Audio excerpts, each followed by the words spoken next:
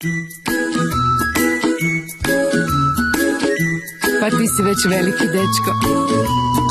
Koliko godina imam, pogodite, 4, oblutak me zovu. Toliko novoga svakog dana učim ja, s vama podijeliti to želim.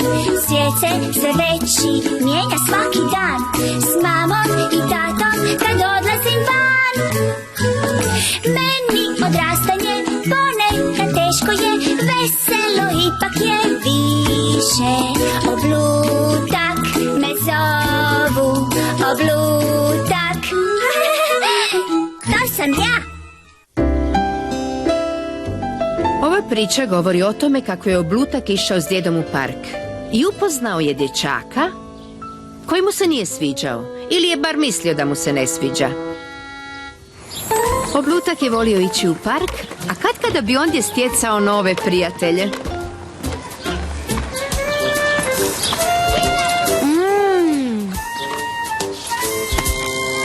Dobro, Oblutak, ti si na redu.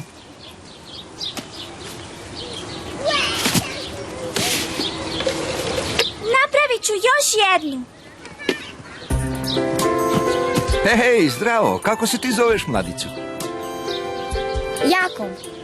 Pa, Jakove, ovo je Oblutak. Hoćeš li se igrati s Oblutkom? Pa to je izvrsna zamisao. Ako nas trebate, bit ćemo na onoj klupi. Ja radim kulu. Ja hoću raditi kulu. To je moje.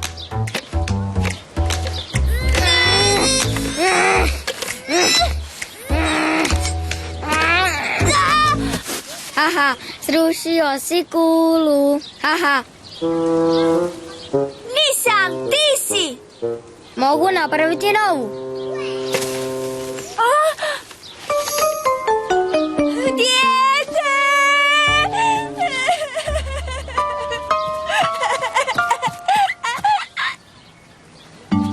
Sve je uništio. Ali možda je to napravio slučajno.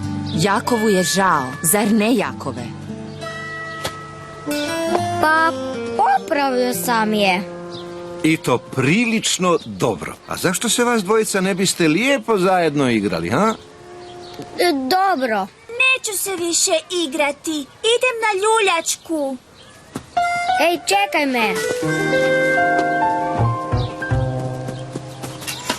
Ljuljaj me. Ne, neću. Prvo ti mene.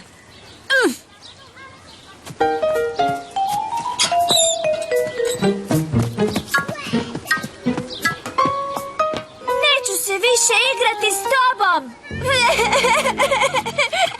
Oblutku se Jakov nije sviđao jer je uvijek trebalo biti po njegovu. Oblutak, što je sad? Neće se igrati sa mnom. Zašto ti uvijek moraš biti prvi? Jakove, znaš da ne možeš uvijek u igri biti prvi. Zar si zaboravio? Nisam. Hoćemo se ponovno igrati. I tako su se Jakov i Oblutak naizmjence igrali s kanticom.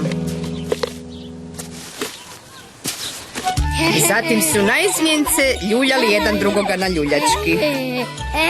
Na kraju su se tako dobro zabavljali da je djed pomislio kako nikada neće poželjeti ići kući.